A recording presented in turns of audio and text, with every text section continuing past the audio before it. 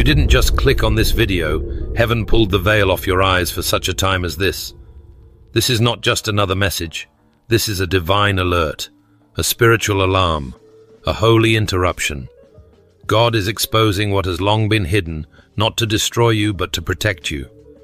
What you thought was coincidence is actually clarity. What you mistook as confusion is actually confirmation. I feel it deeply.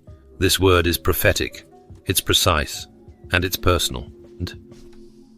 There's a serpent that slithered too close, not from a distant battlefield, but from within your very own camp. Within the family, within the circle, within the space you once called safe. And now God in His mercy is pulling back the curtain. Luke 8 verse 17 declares, "For nothing is hidden that will not be made manifest, nor is anything secret that will not be known and come to light." That's not just a verse, it's a spiritual law. When God speaks, shadows scatter. When He shines light, deception dies. And maybe you felt it, that stirring in your spirit, that whisper that something wasn't right. Maybe you've wrestled with guilt for questioning those closest to you. But let me affirm you, the Holy Spirit has been speaking, and you're not crazy. You're being awakened. The scales are falling. The fog is lifting. The truth is setting you free. Family isn't just biology, it's alignment. And sometimes the greatest threats to your destiny come disguised in the language of loyalty. But don't be afraid. This is not the end. It's the beginning of clarity. God reveals to heal. He exposes to rescue. And what the enemy meant for destruction, the Lord is now using as a doorway to deliverance. Stay with me, because what's coming next will shift your discernment forever. You know, there's a moment in every believer's journey when the soul hears something the mind cannot yet explain. A check in your spirit, a nudge in prayer, a silence that suddenly feels too loud. Maybe you brushed it off as just being tired, emotional, or even too sensitive. But let me tell you something today, that uneasiness wasn't paranoia. It was prophecy trying to speak. It was the Holy Spirit alerting your spirit long before your eyes could see the truth. I believe many of you watching right now have felt that holy discomfort. A moment when something in your own family didn't sit right. Words that seemed wrapped in kindness, but felt like poison. Smiles that never reached the eyes. A presence that drained you, confused you, or left you feeling less like yourself and more like a shell. You weren't imagining it. God was already beginning to expose the serpent before you even knew there was one. Discernment is not suspicion, it's spiritual sight. It is a gift from God, and it is a defense against deception. Hebrews 5 verse 14 says that mature believers are trained by constant practice to distinguish good from evil. That means we grow into discernment as we walk with the Spirit, as we stay rooted in His Word, and as we listen to that still small voice, even when it contradicts what we want to believe. And I get it, no one wants to admit that someone close to them might be operating from a dark place, especially not in family, especially not in circles where love is expected. But Jesus Himself warned us in Matthew 7 verse 15, "Beware of false prophets who come to you in sheep's clothing, but inwardly are ravenous wolves." Sometimes the greatest threats aren't the loudest voices, they're the most familiar faces. C.S. Lewis wrote, "There is no neutral ground. Every inch is claimed by God and counterclaimed by Satan. That includes your home, your family, your legacy. And when God begins to stir your discernment, it's not to make you fearful, it's to prepare you to walk in truth. You're not crazy. You're not overreacting. You're being sharpened for spiritual clarity." That tug in your spirit was a warning not of doom, but of direction. It was God lovingly nudging you toward protection, toward truth, and ultimately toward healing. Proverbs 4 verse 23 reminds us to guard your heart, for everything you do flows from it. You can't afford to ignore the whispers anymore, because when you silence discernment, you make room for deception. So if you've felt spiritually uneasy around certain conversations, if you've noticed patterns of control or manipulation dressed up as love, I want to tell you plainly, that is not of God. Peace does not require pretense. Real love doesn't cause you to walk on eggshells. The Spirit of God does not move through fear or guilt, but through freedom and truth. Friend, what do you do when the hand that hurt you also claimed to love you? When the very place you ran to for safety became the source of your silent suffering? That kind of wound doesn't just pierce the heart, it confuses the spirit. And I want to speak directly to the part of you that has struggled to reconcile what was said in love and what was done in manipulation. Because sometimes the serpent doesn't hiss, he hugs. The transition from sensing a spiritual warning to facing a spiritual betrayal is one of the most sobering awakenings a person can have. It's not just about broken trust. It's about a broken boundary that was meant to protect what God calls sacred. That boundary wasn't just emotional or relational, it was divine. Psalm 55 verse 12 to 14 gives language to this depth of pain. If an enemy were insulting me, I could endure it. But it is you, a man like myself, my companion, my close friend, with whom I once enjoyed sweet fellowship. Betrayal from a distance is one thing, but betrayal from someone who called you family, that strikes at the core.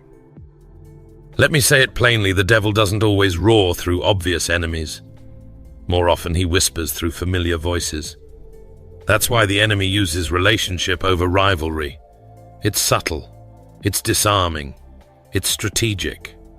Because when love is used as a weapon, it takes longer for the wounded to realize they've been attacked. That's not just betrayal, it's spiritual warfare wrapped in deception. Think about Judas. He wasn't some far-off threat. He wasn't a demon from the shadows. He was at the table. In John 13, verse 21, Jesus said, "One of you will betray me. Not one of them. One of you. One who had seen miracles. One who had shared meals. One who had kissed the cheek of the Messiah only to sell him for silver." Judas wasn't on the outside looking in. He was on the inside handing Christ over. That is the cunning of the enemy, to hide serpents in sanctuaries, to plant betrayal at the dinner table, to use affection as a mask for assault. And it's not just ancient history. Some of you have lived this. Some of you have had your voice dismissed, your soul trampled, your identity twisted by people who quoted scripture, prayed loud prayers, or even led ministries. But as 2 Timothy 3 verse 5 warns, they may have a form of godliness, but deny its power. Powerless religion can't hide forever. God exposes it. Because the true Spirit of God doesn't manipulate, it liberates. C.S. Lewis said, "Of all tyrannies, a tyranny sincerely exercised for the good of its victims may be the most oppressive." That's what makes this so hard to name. It wasn't just toxic. It wasn't just dysfunctional. It was tyranny cloaked in concern, control masked as care, fear disguised as faithfulness. But listen to me, just because it happened doesn't mean it was holy. God is not the author of confusion. He doesn't operate in manipulation. He doesn't use guilt to tether you to trauma. The betrayal was spiritual, yes, but so is the healing. And God, in His justice and mercy, is not just exposing the serpent. He is reclaiming the sacred space of your soul that the serpent tried to invade. So now that the betrayal has been brought into the light and the mask has been torn off, you may feel raw, shaken, or even tempted to despair. But I need you to hear this clearly. Exposure was never meant to be your ending. It's the beginning of justice. What God reveals, He also redeems. And where the serpent once slithered in silence, heaven now speaks with thunder. What the enemy whispered in the dark, God is now shouting in the light. There is a higher court in session, and its ruling does not waver. This courtroom isn't built by human hands. It's ruled from the throne of righteousness, seated in glory, wrapped in justice. This is not a trial where you beg for mercy. This is the declaration of your freedom. Because heaven's court has ruled, the chains are broken. I don't say that lightly. I say it with full authority, grounded in the promises of God. Psalm 64 speaks powerfully to this. David cries out about enemies who sharpen their tongues like swords and shoot from ambush at the innocent. Sound familiar? That's what betrayal wrapped in love feels like. But David ends that psalm in hope, proclaiming that God will bring it all into the open and the righteous will rejoice. Exposure leads to deliverance, and that's exactly what's happening right now. Maybe your whole life someone told you to stay quiet, to keep peace at all costs, to swallow your pain and call it honor. But the truth is, the God you serve is not just a comforter, he is a defender. Isaiah 54 verse 17 reminds us, "No weapon formed against you shall prosper, and every tongue that rises against you in judgment you shall condemn." This is the heritage of the servants of the Lord. That means you have a birthright of victory, a legacy of overcoming, and a seat at the table where God settles every case on your behalf. The enemy tried to confuse you by making the serpent look sacred, but the Spirit of God is clearing the fog. Job 5 verse 12 declares, "He thwarts the plans of the crafty, so that their hands achieve no success." I love that. The schemes of the enemy will not succeed. They may have seemed hidden, but they were never secret from heaven. God has been working behind the scenes preparing your vindication. And today that divine gavel has come down, not in condemnation but in release. This is not humiliation, it's vindication from the Holy of Holies. You are not defined by what happened to you. You are not trapped in the echo of old wounds. You are standing on sacred ground now, a place where curses are reversed not through human effort, but through the spoken word of God. And I challenge you, my friend, speak it. Declare it. Announce with your mouth what God has already settled in heaven. Your freedom is not pending, it's paid for. Your deliverance is not delayed, it's decreed. And that weight you've carried, that fear of what others might say, if the truth ever came out, it's breaking now. Because the truth didn't come to shame you, it came to save you. However, before freedom manifests fully, there is often a pause, what feels like silence, what feels like delay. But that silence, friend, was not neglect. It was strategy. You weren't forgotten. You weren't rejected. You were hidden. You weren't overlooked. You were undercover. And now that the serpent has been exposed and heaven has ruled in your favor, you may find yourself asking, "But why did I have to go through that alone?" Let me tell you the truth that set me free. Isolation is not always punishment. It is sometimes divine protection. God often hides the ones he loves most, not to shield them from purpose, but to prepare them for it. Isaiah 49 verse 2 reveals this beautiful mystery. "He made me into a polished arrow and concealed me in his quiver." You were not cast aside.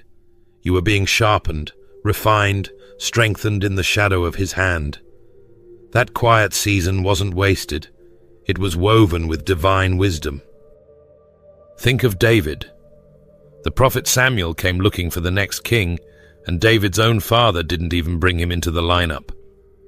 "There remains yet the youngest," Jesse said, almost as an afterthought in 1 Samuel 16 verse 11. But God didn't need David to be seen by men to be chosen by him. He was anointed in private long before he ever held a crown. That anointing wasn't lesser because it was hidden. In fact, it was more sacred, because what God does in secret, he secures in spirit. Let's not forget Moses. After defending a Hebrew brother and being misunderstood, he fled into the wilderness. Alone, unknown, but not unseen. Exodus 2 verse 15 shows us the beginning of a divine detour, one that looked like failure, but was actually foundational. Moses didn't lose purpose in the desert. he found fire in the bush. God speaks in solitude in ways he doesn't when the crowd is cheering. Sometimes he silences the noise so we can finally hear the whisper that heals. Even Jesus, the Son of God, didn't leap into ministry without withdrawal. He was led into the wilderness, not to be punished, to be proven, to fast, to pray, to emerge in power. And if Jesus wasn't exempt from the silence of preparation, then we shouldn't despise it either. Don't resent the years that felt quiet. They weren't void of meaning. They were filled with divine mercy. Let me speak this directly to your heart. God hid you to heal you. He covered you so the venom of the serpent wouldn't sink deeper. You were set apart in ways you didn't understand, not because you were unworthy, but because your destiny required a sacred kind of safety. The very rejection you felt from people was often God's redirection toward healing. Some of you have been grieving the hidden season, wishing you had more recognition, wishing you could have explained yourself, defended your name. But the Lord is saying, I defended you in places you didn't even know you were under attack. What you thought was silence was actually sanctuary. So take heart, beloved. What was hidden is about to be honored. What was in the shadows is stepping into the light. And you're not coming out the same. You're coming out healed, whole, and ready to walk in what God prepared for you before anyone ever knew your name. Don't curse the hiding place. It was holy ground. And if the hidden season was your healing ground, then the painful betrayal was your training ground. Beloved, I want you to hear this deep in your spirit. God wastes nothing, not even pain. What scorched your soul was never meant to destroy you. It was meant to forge something eternal within you. The fire didn't consume you, it commissioned you. So don't resent the fire. Don't curse the furnace that forged your faith. That agony, that heartbreak, that tear-stained pillow in the middle of the night wasn't just suffering. It was sacred shaping. The serpent that slithered through your family may have pierced your trust, but it could not pierce your purpose. Romans 8 verse 18 reminds us, the sufferings of this present time are not worth comparing with the glory that will be revealed in us. That's not poetic exaggeration, that's divine perspective. Pain is the classroom where discernment is taught. You're not just wounded, you're wiser. You're not just a survivor. You've been sharpened into a weapon of truth. Psalm 66 verse 10 says, You tested us, O God. You refined us like silver. That means the fire you endured was refining, not punishing. God didn't send it to hurt you. He allowed it to shape the clarity of your spirit and the precision of your calling. Friend betrayal has a strange way of sharpening vision. You begin to see things you once ignored. You recognize spiritual deception where you once saw innocence. And that's not bitterness, that's breakthrough.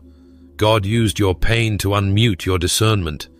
That serpent's strike was a trigger, not a tombstone. What the enemy meant to paralyze you, God used to prophesy through you.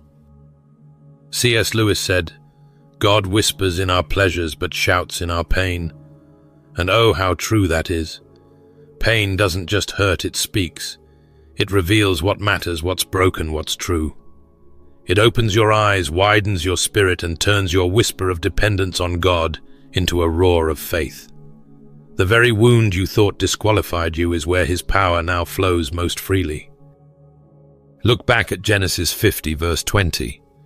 Joseph, betrayed by his own brothers, sold into slavery, imprisoned unfairly, stood before the very ones who hurt him and said, You meant it for evil, but God meant it for good, to bring about the saving of many lives. That's not just survival, that's prophetic maturity. That's someone who let the pain teach instead of harden. That's someone who saw past revenge into redemption. Let me ask you right now, what has pain revealed to you? What have you learned that you couldn't have seen before? Because I promise you, there is gold in the ashes. There is vision in the valley. And there is authority rising from your agony. You didn't go through this for nothing. The serpent may have struck, but it underestimated your God. What emerged from the fire is someone who knows how to see, how to speak, and how to stand. You've been trained in pain to speak with power. You've been bruised but not broken, refined but not ruined. And now you walk with prophetic precision. Before a new anointing can fall, the old attachments must be removed. And friend, I know it's not easy when those attachments are tied to people you once trusted, even loved. But hear me in the spirit, the counterfeit had to leave so the covenant could arrive. What looked like loss was actually divine clearing. What felt like rejection was really God's redirection. You see, God doesn't pour fresh oil into contaminated containers. He will not place a new mantle in the midst of masquerades. The exposure of the serpent in your family wasn't just about revealing evil. It was about making room for the holy. That mask had to fall before the mantle could rest on you. You were never meant to carry both burden and blessing in the same vessel. He is not a God of mixture. He is the God of order, of clarity, of clean separation. And sometimes that separation has to begin right in your own bloodline. Look at Genesis 13, verse 14. After Lot had parted from him, the Lord said to Abram, "Lift up your eyes." Did you catch that? It was after the separation that the vision came. Lot represented a connection that was no longer covenantal. Abraham couldn't fully step into his promise while dragging along someone who wasn't assigned to that future. It wasn't personal. It was prophetic. Some relationships are seasonal, not eternal. And when the season shifts, so must the circle. Maybe the person God exposed in your life looked loyal, but wasn't aligned. Maybe they had access, but no assignment. And now you're grieving their absence. But I want to encourage you today, don't mourn what God removed. Instead, make room. Because Isaiah 43 verse 19 declares, "Behold, I am doing a new thing. Now it springs up. Do you not perceive it?" The tragedy isn't that some people left. The tragedy would be missing what's springing up because you're still watering what God uprooted. New wine needs new wineskins, Jesus said in Matthew 9 verse 17. You can't force yesterday's container to carry today's glory. That old system, that old familiarity, that old pattern, it can't hold what God's about to pour into you. Purity precedes outpouring. And if God has allowed deception to be exposed in your family, it's not because He wants to shame you. It's because He's preparing you. He's cleansing the atmosphere. He's restoring the altar. He's making space for something sacred to take root. So I urge you today, don't resist the shift. Don't chase what God is trying to change. Let the counterfeit fall away so the covenant can find its place. Let the fog of falsehood lift so the fire of heaven can descend. You're not being punished, you're being positioned. And if you're watching this with tears in your eyes and questions in your heart, let me tell you, you're not alone and you're not losing. You're aligning. The serpent may have crept in under the disguise of affection, but it could not stop the promise. God is not just revealing what's fake, He's releasing what's real. So hold fast, stay faithful, and keep your eyes open. The space left behind by the impostor is the very ground where your inheritance will flourish. The covenant is coming. Beloved, now we've come to a sacred realization, a moment not just of exposure, but of emergence. You see, when God exposed the serpent that slithered through the cracks of your own family, it wasn't just about identifying the enemy. It was about revealing the warrior in you. What once wounded you now awakens you. What once confused you now commissions you. You're not who you were. You're who you were always meant to become. The serpent's strike didn't mark you. It made you. The betrayal that tried to define you has instead refined you. Your scars are not signs of shame. They are sacred seals of survival. And I want you to lift your head high, not in pride, but in promise, because heaven has certified what hell tried to cancel. Isaiah 61 verse 3 says, "He gives us beauty for ashes, the oil of joy for mourning, the garment of praise for the spirit of heaviness." You didn't just come through the fire, you came out anointed. There's a maturity in your spirit now that can't be faked. There's a watchfulness in your eyes that can't be taught. Your discernment has been sharpened not by books alone, but by betrayal. And your voice. It carries weight now, because it doesn't just echo information, it releases revelation. You've been trained in the secret place, weaponized through tears, fortified through loneliness. You are not a victim. You are a vessel of authority, wisdom, and truth. Jesus said in Luke 10, verse 19, "I have given you authority to trample on snakes and scorpions, and to overcome all the power of the enemy. Nothing will harm you." That authority isn't theory, it's your testimony. You now walk in rooms and shift the spiritual temperature. You enter spaces and darkness trembles because it knows the fire you carry. You're not timid, you're tested, and your testimony is terrifying to the kingdom of darkness. The serpent thought its bite would bury you, but instead it birthed something eternal in you. God allowed the pain, yes, but only so he could awaken the purpose. And now you're not just surviving, you're advancing. You're not just restored, you're released. Revelation 3 verse 8 proclaims, "Behold, I have placed before you an open door that no one can shut." This is your moment of movement. Your door has been divinely assigned, and no serpent can seal what God has unlocked. To you who have been lied to, left out, and looked over, hear me. You're rising. You've passed through the valley of betrayal and emerged with the mantle of boldness. You've been through family storms and now walk with heaven's stillness.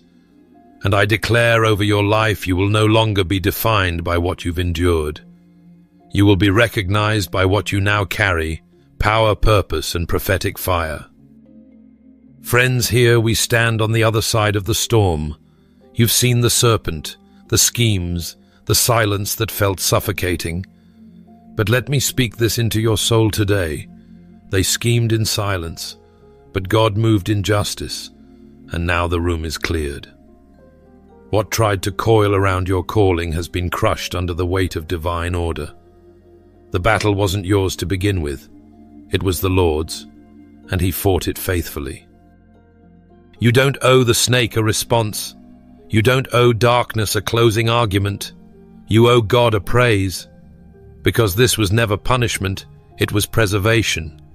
You weren't being pushed out. You were being positioned higher. He had to pull you out of some places and people so he could plant you where your roots would deepen and your fruit would last. Deuteronomy 28 verse 7 reminds us, "The Lord will cause your enemies who rise against you to be defeated before you. They shall come out against you one way and flee before you 7 ways." That's not just survival, that's supernatural reversal. Friend, take this moment as your spiritual reset. The atmosphere has shifted. The chains have been broken. The imposter has been removed. Now step boldly, because God has handled the threat and he has prepared the table, just like Psalm 23 verse 5 declares, right in the presence of those who doubted you. And Romans 12 verse 19 echoes through eternity, "Vengeance is mine, I will repay, says the Lord." So breathe deep, walk forward, keep your eyes lifted, and your praise louder than your pain. The serpent's hiss is over. The Savior's voice is leading now. Your story isn't ending, it's being reborn, and it's more beautiful than you imagined. Before we close this message, I want to personally invite you right where you are to enter into a moment of fervent prayer. This is your sacred space to breathe, to release, and to receive. If your spirit has been stirred, if your heart has been heavy with unspoken pain, betrayal, or confusion, this is your moment to lay it all at the feet of Jesus. Let's go boldly before the throne together. Let us pray. Heavenly Father, we come before you today with open hearts and trembling hands, knowing that you see what no one else does. You have searched the hidden places. You have walked through the rooms of our lives we were too afraid to enter. And now you have brought light to what was buried in shadows. You have uncovered the serpent, the deception, the deep betrayals that we never imagined would come from within our own circle. Lord, we thank you not just for the exposure, but for the divine intervention it represents. You did not allow us to stay blind. You did not allow the snake to keep speaking into our destiny. You silenced lies with your truth. You shattered illusion with your justice. You proved once again that you are our defender and our deliverer. God, we release the weight we've carried, the weight of confusion, of heartbreak, of bitterness. We no longer wish to carry what you've already lifted. We no longer want to fight battles you've already won. Heal us from the inside out. Cleanse our thoughts from bitterness and our hearts from retaliation. Teach us to trust again, not because people are perfect, but because you are. Remind us that restoration begins not with revenge, but with surrender. We declare, Lord, that we are not victims of betrayal. We are vessels of purpose. Use every scar to speak of your glory. Use every tear as a seed of power. Raise us up not with hardened hearts, but with holy boldness. Make us wise without being wounded, strong without being bitter, and loving without being blind. We bless those who cursed us. We release those who tried to ruin us, not because they deserve it, but because we refuse to stay chained to pain. We ask that you deal with them according to your mercy, not our hurt. We trust that justice belongs to you, and that you never leave the righteous forsaken. Now, Father, cover our families with your protection. Let no snake slither back in. Let no voice speak louder than yours. Let no counterfeit sit where covenant belongs.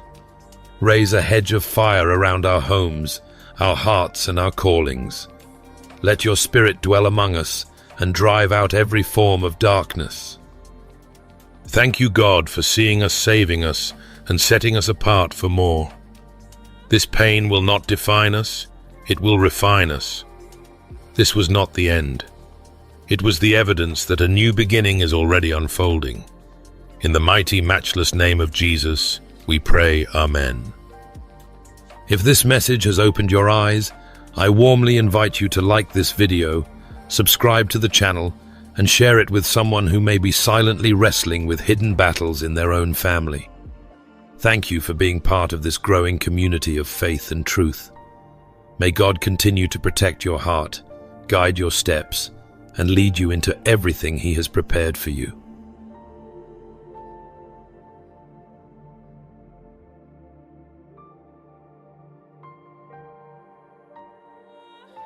The notion of spiritual warfare is frequently discussed in religious contexts.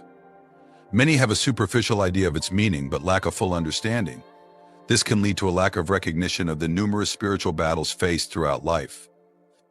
The malicious intent is clear: to block the human path to knowledge and faith in God. Regardless of whether they are believers or not, the enemy's tactics are designed for one end: to deprive souls of experiencing God's divine love. C.S. Lewis observed in Mere Christianity that evil is a lack, not a thing, reminding us that spiritual conflict is the absence of good, a condition we can overcome with God's help. It is essential to convey the message that spiritual warfare is not a cause for fear, for the victory is already assured by the Creator. In spiritual combat, our strength does not come from ourselves, but from the permission we give God to fight for us. And it is in this act of surrender that we find true victory. Spiritual warfare touches every facet of our being, inescapable in its presence. While some may be unaware of their participation in this war, others deeply feel its impacts, becoming prey to feelings like discouragement, depression, oppression, and failure. There are those who see their closest relationships, whether marital or familial, shaken by disputes ranging from divorce to abuse, marking them with the lasting wounds of these spiritual confrontations. Allow me to shed light on some tactics of the adversary. In spiritual warfare, the opponent has four main goals when challenging the faithful: to shake, divert, instigate dissatisfaction, and provoke disunity. I will detail each one of them. Initially, the adversary tries to shake your faith, eroding your security in the divinity.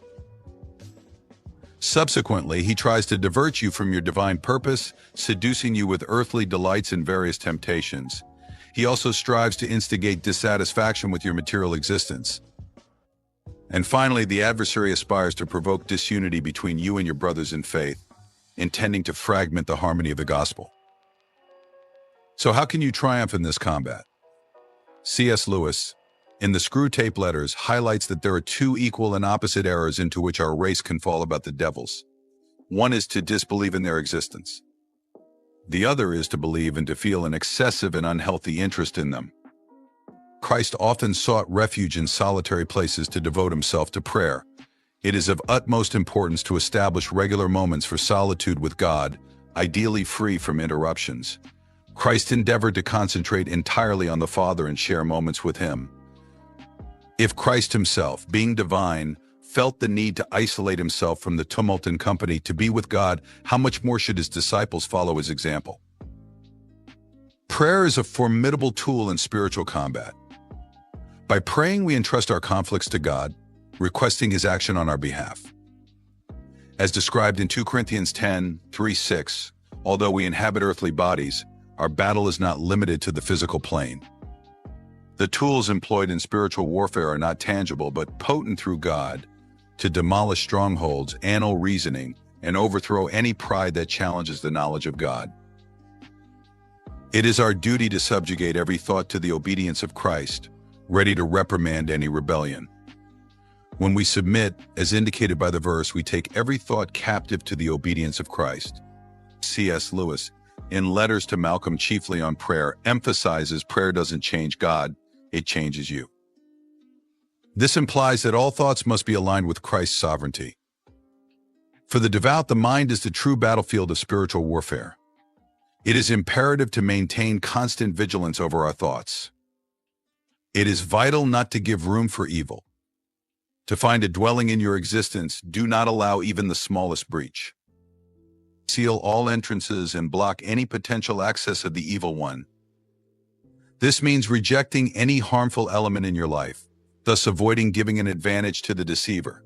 I encourage you to keep your spiritual alertness always active, be attentive to the divine voice, and follow the guidance of the Holy Spirit. Always be on guard and filled with the Holy Spirit to identify any attempt of the enemy to invade your life. The expanded interpretation of 1 Thessalonians 5:6 exhorts us not to fall into the spiritual apathy common to the world, but to stay alert, vigilant, and prudent. As children of God, we must cultivate temperance, self-control, serenity, and prudence. We are aware of the presence of an adversary, a usurper who aims to steal, kill, and destroy. However, we place our faith in God, our refuge and fortress, always willing to assist us in adverse times. Psalms 46:1 and 121. 1-2 corroborate this truth, assuring that our help comes from the Lord, the maker of heaven and earth. Thus, the scriptures provide us with abundant reasons not to fear the usurper. Even if his sole intention is to devastate by calling on the name of Jesus, we find security, for with God by our side, he will guard us with faithfulness. He will defend us from all adversities and keep our spirit intact wherever we are. God remains faithful regardless of the promises made to us. I believe it is vital to always be ready for the advent of this forewarned evildoer. This is why the Holy Scriptures constantly urge us to maintain sobriety, vigilance, and attention. What should we do then when we are warned of the imminence of an evildoer, when we are aware of a nefarious purpose to invade our home, to steal, kill, and destroy? We must therefore tidy up our home. As children of the Most High, we must stay alert, for the antagonist has his clear objectives. He desires to steal our happiness, our faithfulness to the Lord. He longs to divert our focus to the earthly, distancing us from communion with God. If he manages to capture our attention, even our affection will be compromised. C.S. Lewis, in Mere Christianity, reminds us that you can't look forward with hope while looking back with guilt. Therefore, it is vital to conduct a self-examination while we still can. We must prepare for the arrival of this thief by taking inventory of our lives, assessing the risks. What is occupying our time? Who is occupying our time? We must seek the Lord while he can be found, call upon him while he is near. With God by our side, we already have victory assured. We must not give the enemy even an inch of space or opportunity. Instead, we must hide in Christ, arm ourselves with the Word of God, cover ourselves with the blood of Jesus Christ, and dwell under his protection. We must equip ourselves with the whole armor of God and be ready to fight. Faith is having firm confidence in God, trusting that he is our refuge and fortress, a pillar of strength when we feel weak. It is believing that he will honor and fulfill his word in our time of need. Having faith is trusting in the Almighty God. Believe that he will see you through in all circumstances. Faith is strengthened and purified in the challenges of life. Do not be intimidated, and do not imagine that you need to have colossal faith like Noah's Ark.